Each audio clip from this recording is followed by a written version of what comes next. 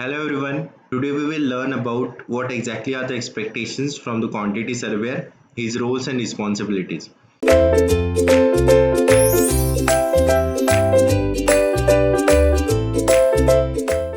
the first at the introduction we have learned that quantity surveyor is a person who is there from the start of the project, who is there during the project and who is there at the end of the project also. So he is responsible from the start to end of the project. He knows the key points of the project. So the quantity surveyor is a very wise, experienced person who knows a lot of things ongoing on site, might occur on a site. He has a vision and the ability to analyze the future.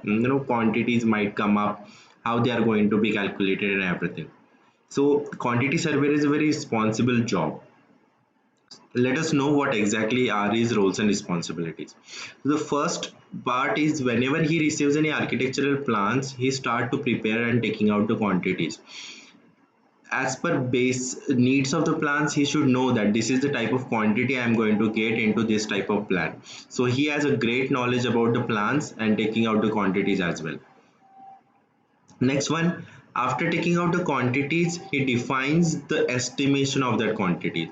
Now that person has to know, the quantity surveyor must know what are the current rates of every material, every activity happening on in a market, and based on that, he should define those quantity with aligning them with the proper costing also.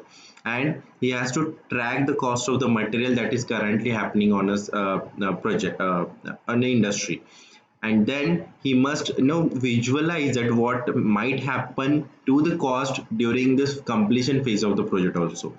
So he is a person who has a contacts in the industry as well for the contractors.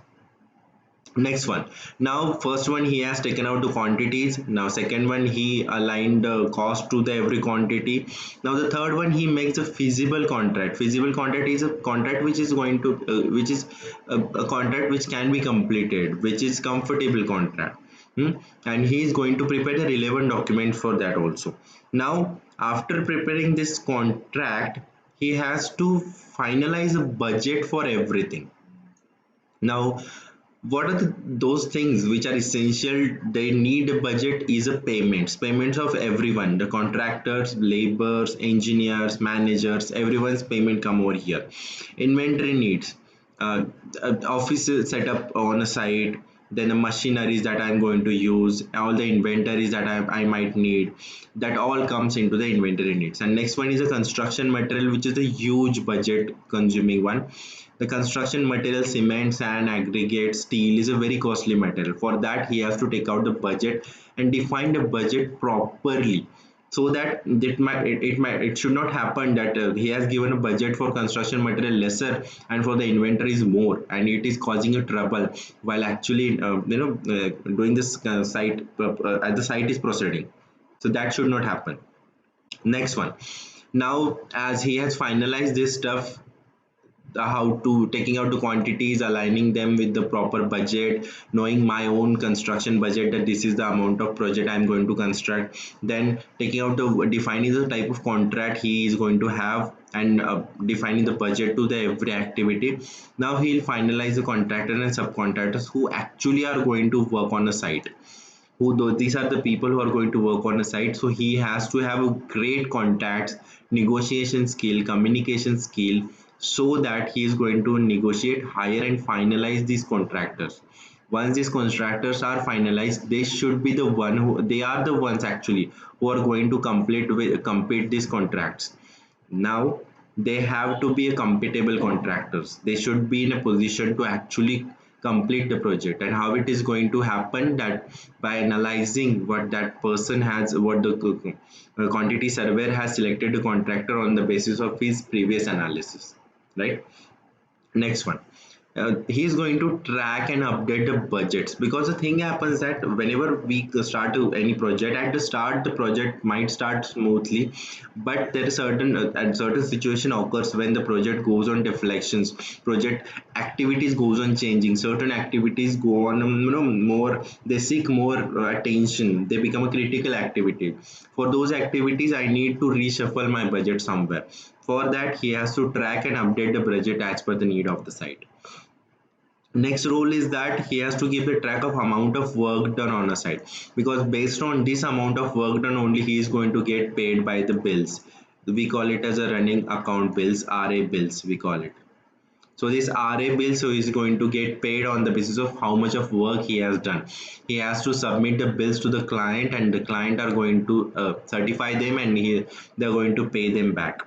So work done on site on a basis of daily progress report, then weekly progress report, sometimes monthly progress report he has to submit, and based on that he's going to get it in bills in a return. Then he has to identify the potential financial and construction risks that might occur. Now, the wise quantity surveyor is the one who knows that what type of the trouble that a site might face during its completion phases, right? So, suppose for the example, if it is a rainy and it's too heavily raining, and I have defined the foundation work during those phases, it's not possible, right? And if it is a drought, I might get a scarcity of water on a site, and unfortunately some labor accident happen. So the quantity surveyor must know, and he should be able to tackle these problems very urgently, so that the overall time and project cost won't hampers. Next one. Then the clients are the ones who are always in a position of giving some suggestions, improvement, then corrections and everything, and they directly contact to the quantity surveyors. Now that person, quantity surveyor, has to percolate all that information, all that suggestions he has got from the clients to our the people working on the site, engineers and contractors and managers one. So he is a building or a bridge between these people. He has to play the role of bridge over here. Then he has to prepare the payments of the contractors and subcontractor. After submitting the RA bills to the clients are going to certify the bills, and you are going to receive the amount. And based on this received amount, you have to pay these contractors and subcontractors their amount too. So that analysis, that payments has to be done properly by the quantity surveyor. As the project starts on, there are thousands of documentation process goes on. At the start of project, the documentation definition is totally different. It's all about permissions, authority signing, taking up grants and everything. During the projects, it's all about running account bills and everything, and at the end of the project is all about certifications.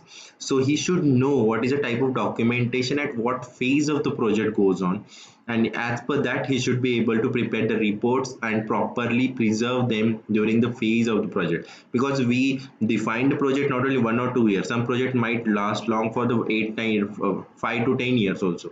So based on that, the documentation should be strong and throughout available at the till the end of the project. Then he has to develop and maintain the relationship with the contractors and subcontractor. This is a very important point. As you say that, as we say, the world is very small. We come across people sooner or later one day. The same is with because these people are the ones who are on a ground workers. We say on a floor workers. So these people are there on a industry always. And if you don't want to have any distracted relationship with any contractor or subcontractor, that might hamper your image in an industry. So it is better that we should have a good relationship with the contractor subcontractors. On a good terms, we should start and end the projects with them, so that if we need their help, we can start for any new project, we can ask them for. So that is what the quantity surveyor does. He maintains the working relationship properly with the contractors and subcontractors. Now he should be able to utilize the software properly. Now documentation, as we have told you, it is not possible to have a hard copy documented every time. So he has to make a soft copy and software related things. He has to learn them. He has to keep a track of everything related to inventory, estimate, materials, payments and everything. That should be recorded and calculated properly with the help of software.